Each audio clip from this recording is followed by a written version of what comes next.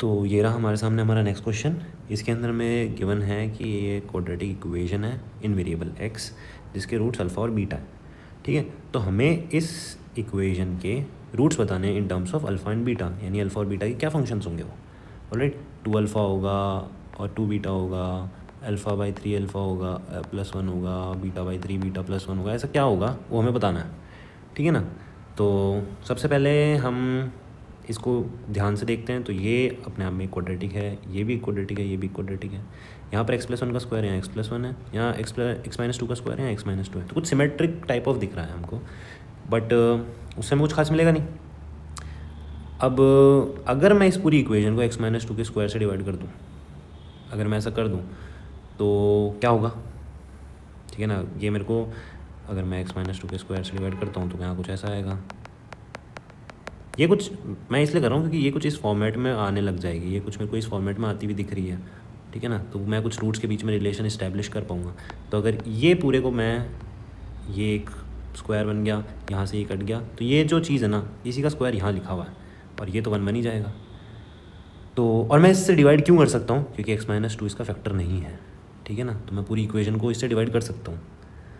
ठीक है, अदरवाइज़ अगर मान लेते हैं 2 इसका फैक्टर होता, मतलब 2 इसका रूट होता, तो लेट से x=2 डालोगे तो ये 0, ये भी 0, ये नॉन ज़ीरो रहता, यानी कि 2 इसका रूट नहीं है।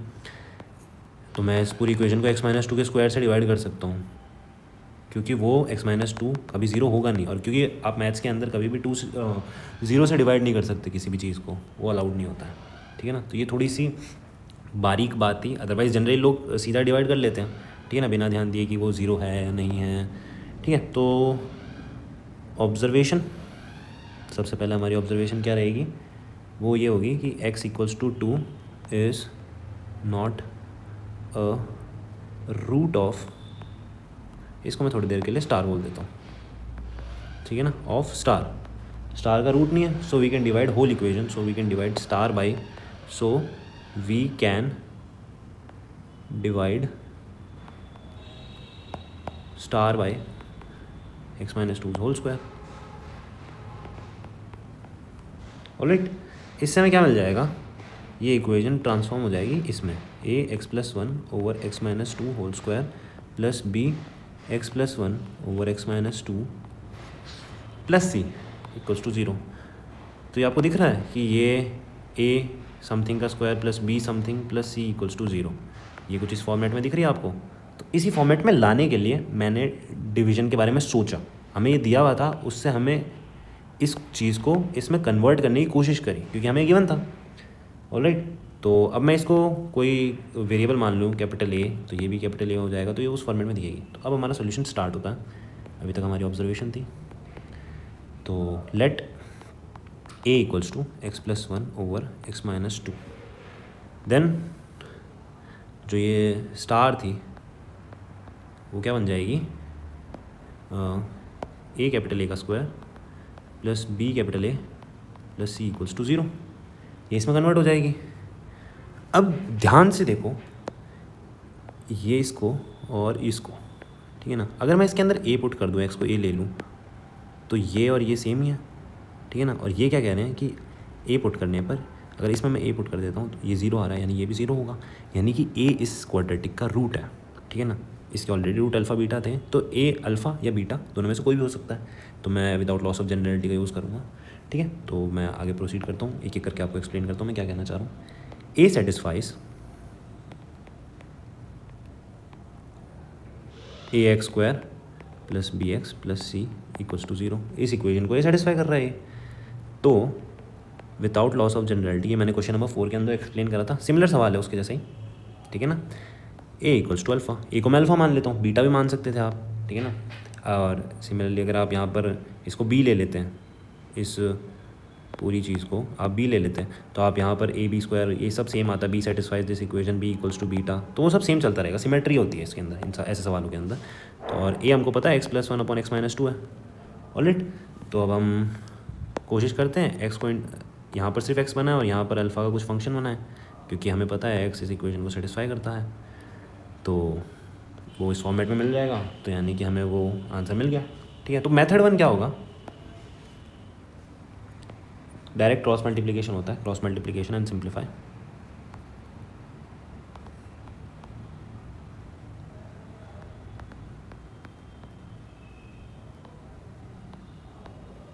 ठीक है, तो आप ये ले सकते हो एक्स इक्वल्स टू यहाँ से डायरेक्ट आ जाएगा 2α+1 अपॉन अल्फ़ा माइनस, मतलब आप है ना इसको इधर भेजो, फिर यहाँ पर फिर इधर से जो भी एक्स वाला टर्म होगा उसको इधर भेजना एंड क्रॉस मल्टीप्लाई करके एंड सिंप्लीफाई करके x equals to 2α+1 upon alpha minus 1 ये आप डायरेक्टली निकाल सकते हो, ठीक है ना। और हमें पता है कि जो ये एक्स है ये इस इक्वेशन को सेटिस्फाई करता है, ठीक है ना, तो ये हमारा एक रूट हो गया। ऑलराइट, ऐसे ही दूसरा रूट हो जाएगा हमारे पास 2β+1 सिमेट्री से अपॉन β-1। तो ये हमारे आंसर हो गए, ये जो है ये हमारा आंसर है। हमें इसके रूट्स पता करने थे in terms of alpha and beta और वो हमने फाइंड कर लिए, ये रूट्स होंगे। जैसे आप इस चीज़ को ना यहाँ एक्स की जगह इधर पुट कर देना, इधर ईजी रहेगा। जैसे ही आप इसको यहाँ पुट करोगे ना तो ये अल्फ़ा बन जाएगा, ये पूरी चीज़ अल्फ़ा बन जाएगी प्लस बी अल्फ़ा प्लस सी, और ये ज़ीरो होता है, ठीक है ना, बिकॉज हमें यहाँ से पता है कि अल्फ़ा जब आप इसमें डालोगे a alpha square plus b alpha plus c ये ज़ीरो होता है। यहाँ पर भी वही सेम चीज़ बन के आएगी तो ये भी ज़ीरो, यानी कि ये जो है ना ये इसका रूट है, सिमिलरली ये भी इसका रूट है। ऑलराइट, तो ये तो क्रॉस मल्टीप्लिकेशन से आप लाओगे, आंसर हमारा आ गया है। अब हमारे पास मेथड 2 क्या है, मेथड 2 है कंपोनेंटो डिविडेंटो।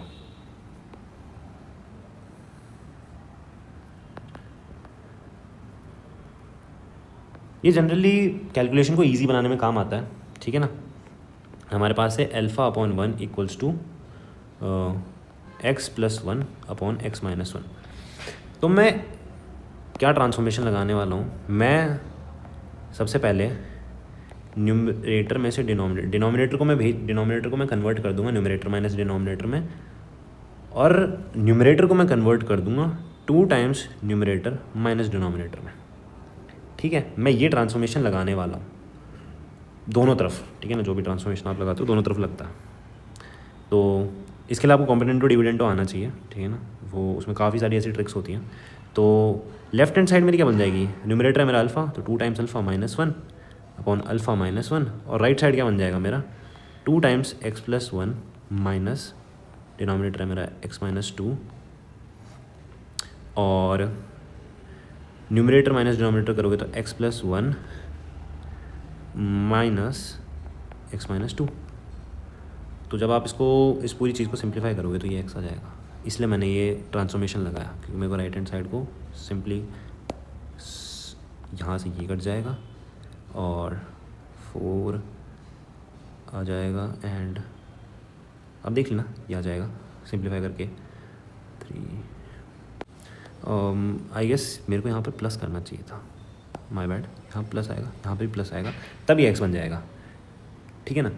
तो ये ऑब्जर्वेशन है, मतलब आपने अगर ऐसी चीज़ें देखी भी होती हैं जो कंपोनेंटो डिविडेंटो में दिखाते हैं कि आपको कैसे ये सब्स्टिट्यूशन में वो कैसे सूझा, ठीक है ना, ये CND में सिखाया जाता है। तो अगर आप बोलोगे तो मैं एक CND का लेक्चर भी ले लूँगा बाद में, बता देना आप कमेंट सेक्शन में। तो ये हो गया मेथड 2, यहाँ से डायरेक्ट निकल गया, मतलब मैंने एक झलक के अंदर इससे डायरेक्ट x और ये बना लिया, सीधा आंसर आ गया। अगर एक बार ये आ गया तो सेम 2β+1 अपॉन β-1, वो तो ऑब्वियस है। अब हमारा मेथड 3 जो है ना वो काफ़ी इंटरेस्टिंग है, जो कि है मैट्रिक्स का यूज़, ठीक है ना। अब जिन्होंने मैट्रिक्स पढ़ी है उनके लिए ये है, और ये ट्रिक काइंड ऑफ है, ठीक है ना। तो मैं एक मैट्रिक्स कंसिडर करता हूँ D, जो कि 1 1 1 और -2। ऑलराइट, अभी मैंने कैसे बनाई, ये 1 जो है ना ये इस x का कोफिशिएंट है, ये 1 जो है ये इस 1 का कोफिशिएंट है, 1 × 1 लिखा हुआ है यहाँ पर, ये 1 जो है ये इस x का कोफिशिएंट है, और ये जो -2 है ना ये -2 × 1, तो ये 1 का कोफिशिएंट है यहाँ पे, ठीक है। अब मैंने D कैलकुलेट कर लिया, अब मैं D इन्वर्स कैलकुलेट करता हूँ। अब हमें पूरे D इन्वर्स की ज़रूरत नहीं है, हम सिर्फ यहाँ पर एडजॉइंट कैलकुलेट करेंगे, ठीक है ना, जो कि हो जाएगा मतलब मैं पूरा D इन्वर्स कैलकुलेट कर लेता हूँ, आपको समझ आ जाएगा क्यों सिर्फ एडजॉइंट की ज़रूरत है। अब इन्वर्स जब हम निकालते हैं 2 × 2 का, तो इसमें हम क्या करते हैं, हम डायगोनल एलिमेंट्स को स्वैप कर देते हैं और इन दोनों एलिमेंट्स को ना माइनस से मल्टीप्लाई कर देते हैं। तो वही कर देते हैं -2 1 -1 -1। अब आप चाहो तो इसका डिटर्मिनेंट निकाल के डिवाइड भी कर सकते हो, इसका डिटर्मिनेंट निकालोगे तो -2 × 1 एंड -1 तो -3 आ जाएगा, ठीक है ना। तो आप चाहे तो इसको थोड़ा सा साफ़ सुथरा लिख दो, 2 1 1 और -1, और चाहे तो सबके नीचे /3 दे दो,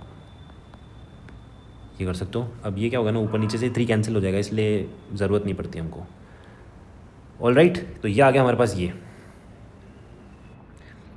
अब क्या था हमारे पास, दोनों तरफ ना आप इन्वर्स ले लो इस इक्वेशन के अंदर ना, ये तो थी एक्स इंटू डी कुछ थी, ये अल्फ़ा इंटू आइडेंटिटी थी। अब यहाँ पर डी इन्वर्स ले लो, यहाँ पर भी डी इन्वर्स ले लो, तो डी इन्वर्स इंटू डी तो आई बन जाएगा और ये डी इन्वर्स बन जाएगा। यानी ये जो अल्फ़ा पर आप डी इन्वर्स लगा दो वो एक्स के बराबर आ जाएगा। ऑलराइट, तो मैं यही करता हूँ। अल्फ़ा पर जब मैं डी इन्वर्स लगाता हूँ तो वो क्या बन जाएगा, ये जो पहला टर्म होता है ये अल्फ़ा से मल्टीप्लाई होगा, दूसरा टर्म 1 से मल्टीप्लाई होगा, डिवाइड होगा, ये अल्फ़ा से मल्टीप्लाई होगा, ये 1 से मल्टीप्लाई होगा। ठीक है, तो 2/3 alpha plus 1/3 upon 1/3 alpha minus 1/3। तो 3 से पूरी इक्वेशन से ऊपर नीचे से कैंसिल आउट कर दो, इस 3 से ये तो आपको वही आंसर वापस मिल जाएगा, 2 alpha plus 1 upon alpha minus 1। Alright, तो ये हमारे पास आ गया। अब सेम तरीके से बीटा भी, मतलब कि ये मिल गया तो 2 beta plus 1 upon beta minus 1, वो तो ऑब्वियस है। तो ये था हमारा क्वेश्चन। अब हमने इसमें क्या क्या कॉन्सेप्ट यूज़ करे वो लिख लेते हैं हम। तो कॉन्सेप्ट यूज़, ये कॉन्सेप्ट ही काम आते हैं, वही रिपीट होते हैं, क्वेश्चन तो रिपीट होते नहीं। तो सबसे पहले हमने लगाया ट्रांसफॉर्मेशन ऑफ रूट।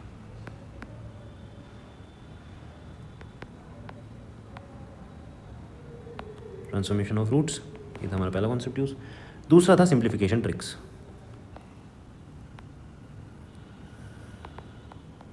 ठीक है, सिंप्लीफाई करने की मैंने आपको 3 ट्रिक्स बता दी हैं, बड़ी इंपॉर्टेंट है। जनरली छोटी क्लास वालों को यही सिखाया जाता है। ये जो मैट्रिक्स है ये आपको 12th में सिखाया जाता है, तो ये सिर्फ 12th वालों के लिए है।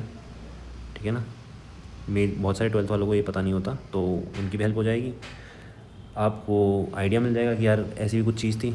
तो ये था इस सवाल के अंदर। मिलते हैं नेक्स्ट क्वेश्चन में।